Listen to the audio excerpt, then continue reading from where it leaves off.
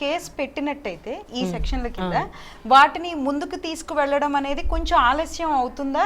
అలాంటి సందర్భాలు కూడా ఉన్నాయా? అంటే ఇప్పుడు ఇలాంటి సెక్షన్ సంబంధించి కూడా షీ టీమ్స్ వాళ్ళు చేసే వర్క్ చాలా స్పెసిఫైడ్గా వాళ్ళు మెన్షన్ చేశారు. విమెన్ సేఫ్టీ వింగ్ కింద ఈరోజు షీ టీమ్స్ ఉన్నాయి. ఆ షీ టీమ్స్ గురించి అవగాహన లేకపోవటం అనేది ఇంకొక ఇంపార్టెంట్ విషయం. అందుకే చాలా చోట్ల అవేర్నెస్ క్యాంపెయిన్స్లో షీ టీమ్స్కి సంబంధించిన వాళ్ళని ఒక పార్ట్ కింద తీసుకెళ్ళాలి. ఇప్పుడు పోలీసులు కానివ్వండి, కాలేజెస్ కానివ్వండి, స్కూల్స్ కానివ్వండి, వాళ్ళ రెగ్యులర్ అవేర్నెస్ ప్రోగ్రామ్స్ పెట్టుకుని అందులో షీ టీమ్స్ని ఇన్వైట్ చేయొచ్చు. అలాగే సైబర్ క్రైమ్ స్టాపర్స్ ఉంటారు కదా, వాళ్ళని ఇన్వైట్ చేయాలి. చేసి పిల్లలతో ఇంటరాక్షన్, కాలేజీ పిల్లలతో కానివ్వండి, అలాగే కమ్యూనిటీస్ ఉన్నాయి ఈరోజు పబ్లిక్లో. వేరే చోట మనం చూసుకుంటే కమ్యూనిటీస్ అన్ని చోట్ల ఏర్పాటు చేసుకున్నారు. గేటెడ్ కమ్యూనిటీ పెట్టుకున్నారు. అలాగే కొన్ని అపార్ట్మెంట్స్ ఉన్నాయి, లేదా కొన్ని group of people community halls పెట్టుకున్నారు. అలాంటి చోట ఏదో పిచ్చాపాటి సరదా కార్యక్రమాలు పెట్టుకునే కంటే అవేర్నెస్ క్యాంపెయిన్స్కి మీరు పోలీసుల్ని, షీ టీమ్స్ని, సైబర్ క్రైమ్ స్టేషన్ పీపుల్ని ఇన్వైట్ చేయండి. వాళ్ళని ఇన్వైట్ చేయటం వల్ల వాళ్ళతో ఇంటరాక్ట్ అవ్వటం వల్ల భయం పోతుంది. ఫస్ట్ కంప్లైంట్ ఇవ్వాలి అనే సెన్స్ పెరుగుతుంది. అంటే ఇప్పుడు ఎవరో మనకు తెలియదు, వెళ్ళి వాళ్ళ దగ్గరికి వెళ్ళి మనకి ఇలా జరుగుతుంది అని చెప్తే వాళ్ళు మమ్మల్ని ఏమన్నా అవమానకరంగా మాతో మాట్లాడతారేమో అనే భయం అనేది ఉంది. ఇప్పుడు ఇలాంటి సెక్షన్స్ ఉన్నాయని తెలుసు, హ్యాక్ అయిన యాప్ ఉందని తెలుసు, 100 నెంబర్ కాల్ చేయాలని తెలుసు, అయినా కూడా ఆ ఫోన్ చేయాలంటే భయపడతారు. దీనికి ఫోన్ చేస్తే మాకు తలకాయ నొప్పులు వస్తాయేమో, ఆ పోలీసులు అడుగుతారు కదా మమ్మల్ని క్వశ్చన్. మళ్ళీ చుట్టుపక్కల వాళ్ళు కూడా కొంతమంది ఎందుకమ్మా ఇంత చిన్న విషయానికి అంత పెద్ద చేస్తున్నావు అనడం కూడా చూస్తూ ఉంటాం మనం. అదే అంటున్నా, ఈ అనటం అనేది పక్కకెళ్ళాలి. ఇది మన హక్కు, మన కోసం పోలీసులు ఉన్నారు, 100 నెంబర్ మన కోసమే పెట్టారు, ఎందుకు దాని గురించి వాడటానికి మనం హెసిటేట్ చేయాలి అనే సెన్స్ ఫస్ట్ పబ్లిక్లోకి రావాలి అంటే ఇప్పుడు నేను చెప్పాను కదా, ఇప్పుడు విమెన్ సెలబ్రేషన్స్ అని మార్చ్ 8 ఈ నెలంతా చేసుకుంటారు కదా, ఆ విమెన్ సెలబ్రేషన్లో ఎంతమంది పోలీసులు ఇన్వైట్ చేస్తున్నారు, వాళ్ళతో ఇంటరాక్షన్ ఎంతమంది పెట్టుకుంటున్నారు.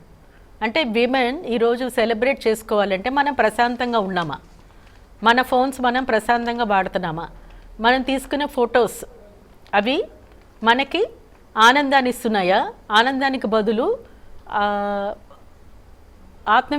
ఆత్మవిశ్వాసాన్ని దెబ్బతీసే విధంగా వాటిని మార్ఫింగ్ రూపంలోకి మార్చి బెదిరింపుల్లోకి వాడుతున్నారా అనేది కూడా ఆలోచించాలి. అది ఈ మధ్య నేను వేరే ఏదో మీటింగ్కి వెళ్ళినప్పుడు కూడా అందరూ వెళ్ళి ఫొటోస్ దిగుతామని అన్నారు. నేను చెప్పాను, మీకు ఎవరైతే పరిచయం ఉన్నారో వాళ్ళతో మాత్రమే మీరు ఫోటోలు తీసుకోండి, అంతేగాని రమ్మన్నారు కదా అని మనకెవరో తెలియకుండా వెళ్ళిపోయి ఫొటోస్ దిక్కండి అని నేను చెప్పడం జరిగింది. అంటే ఇప్పుడు ఈ ఫొటోస్ దిగటం మంచిదే, కానీ ఆ ఫొటోస్ దిగిన తర్వాత వాటిని ఎలా వాడతారు అంటే ఎవరి చేతుల్లోకి జరుగుతుంది, చాలా బాగా జరుగుతుంది. ఫిషింగ్స్ అంటారు, మార్ఫింగ్స్ అంటారు, రకరకాల విధంగా. దాన్ని ఏ విధంగా మనం తీసుకుని స్పందించాలి, లైక్ పోలీసులకి ఏ విధంగా పోలీసులకి ఇన్ఫార్మ్ చేయాలి. అంటే చాలా మనం స్పందించడం అంటే ఎలా స్పందిస్తున్నారంటే, ఏదో తీశారు బానే ఉంది కానీ దీన్ని వేరే రకంగా వాడారు, బాధపడుతున్నారు, చెప్పడానికి సిగ్గుపడుతున్నారు, వాళ్ళు బ్లాక్మెయిల్ చేసినప్పుడు వాళ్ళకి డబ్బులు ఇచ్చేస్తున్నారు. అలా చాలా కేసెస్ ఉన్నాయి.